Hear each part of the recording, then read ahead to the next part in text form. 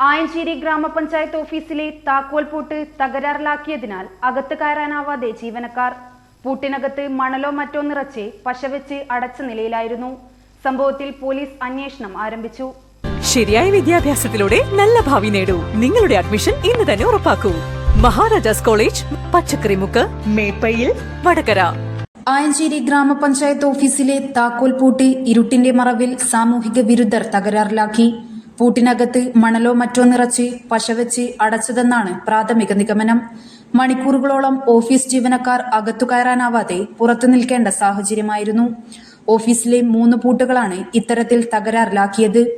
ഗേറ്റിന്റെ പൂട്ടും അകത്തെ ഓഫീസിന്റെ പൂട്ടും 1-ാം നിലയിലേക്ക് കയറുന്ന കവാടത്തിന്റെ പൂട്ടുമാണ് തകരാറിലാക്കിയത്.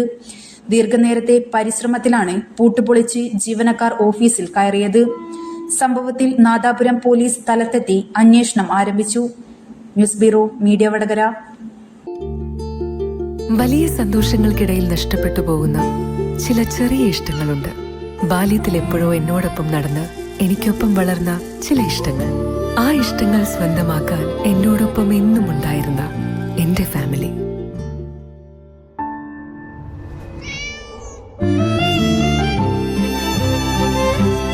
എന്റെ ഇഷ്ടങ്ങൾ എന്റെ ഫാമിലിക്ക് അറിയാം.